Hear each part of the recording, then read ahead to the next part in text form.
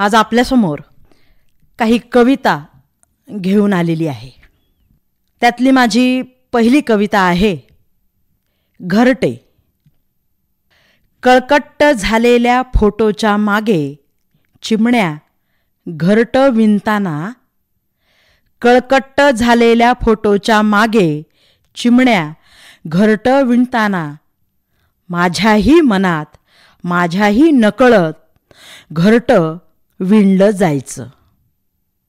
माझ्याही मनात माझ्याही नकळत घरटं विणलं जायचं. त्यांची लगबग काड्यावर काड्या ठेवून खोपा विणत जायचा.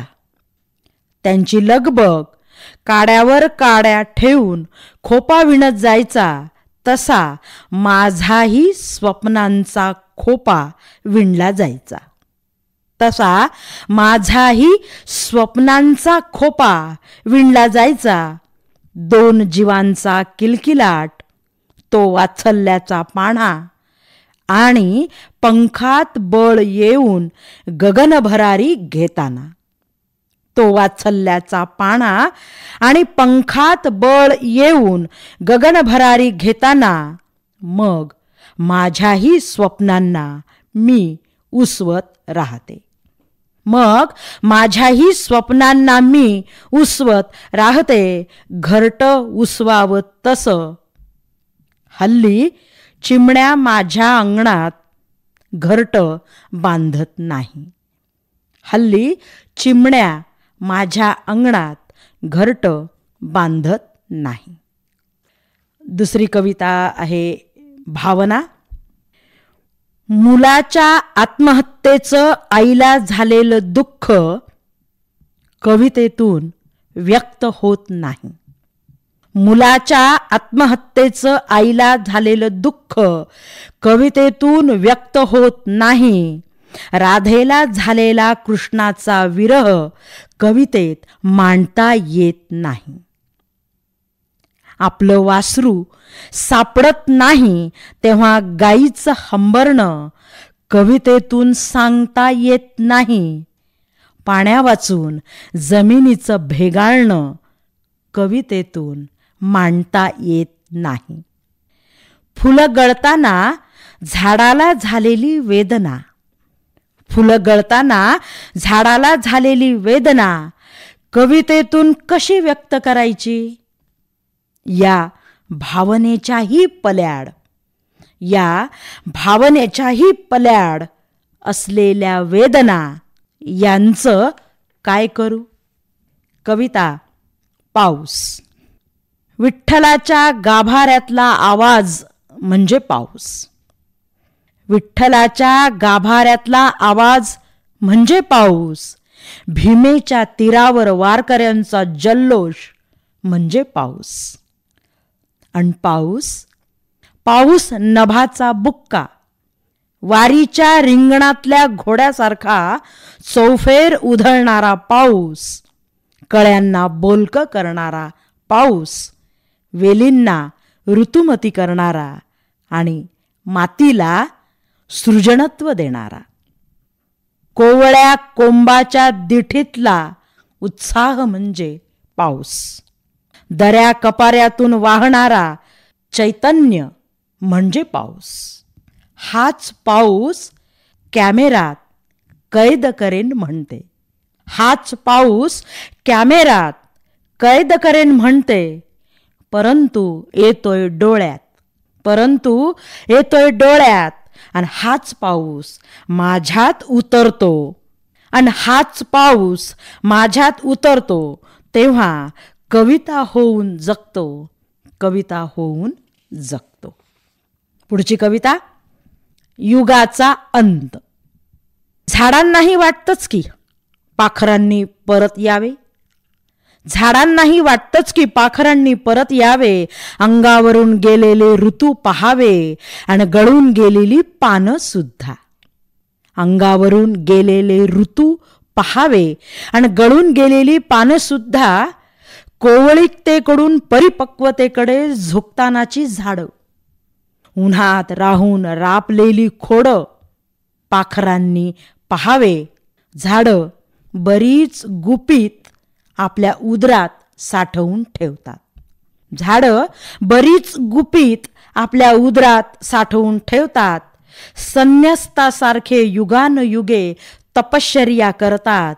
मौनाची भाषा झाडं सांगतात. आपली वेदना पाचोळ्यामार्फत जमिनीतच गाडतात. कोण म्हणतं झाड कोसळत नाही? कोण म्हणतं झाड कोसळत नाही? झाड कोसळतं. झाड कोसळतं आणि झाड कोसळणं म्हणजे एका युगाचा अंत होणं. एका युगाचा अंत होणं. यापुढची कविता पावसाचीच आहे, पण काही वेदना त्या पावसामध्ये दिलेल्या आहेत. पावसाचं पाणी छपरावरून ओघळून जावं तसं. पावसाचं पाणी छपरावरून ओघळून जावं तसं. नवी सकाळ, नवी माणसं, नवे चेहरे, नवे अनुभव ओघळून जात आहेत. नवी सकाळ, नवी माणसं, नवे चेहरे, नवे अनुभव ओघळून जात आहे. वेदना भुकेची, संतापाची, दुःखाची, हिंस्रपणाची. वेदना भुकेची, संतापाची, दुःखाची, हिंस्रपणाची. वेदना प्रतिष्ठेची, नात्याची, अतीव सामंजस्याची. वेदना प्रतिष्ठेची, नात्याची, अतीव सामंजस्याची ओघळून जात आहे.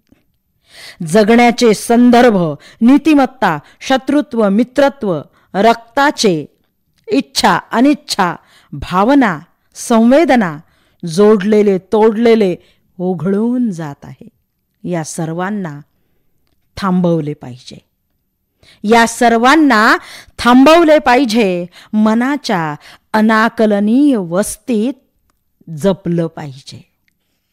मनाच्या अनाकलनीय वस्तीत जपलं पाहिजे. यानंतरची कविता सावित्रीबाई फुले यांना अर्पित आहे. घरात बंद असलेल्या बायांना अक्षरांची कवाडं खुली केलीस. घरात बंद असलेल्या बायांना अक्षरांची कवाडं खुली केलीस. स्वतःला सिद्ध करत गेलीस तू. उत्तुंग भरारी घेणाऱ्या पंखांना बळ दिलंस आणि स्वप्न पाहण्याचं धाडसही दिलंस. आणि स्वप्न पाहण्याचं धाडसही दिलंस. नाहीतर अजूनही चुलीच्याच जाळांशी बाया बोलत राहिल्या असत्या. अजूनही चुलीच्याच जाळांशी बाया बोलत राहिल्या असत्या. आतल्या धगीत होरपळत राहिल्या असत्या. तसा आजही फारसा फरक पडलेला नाही.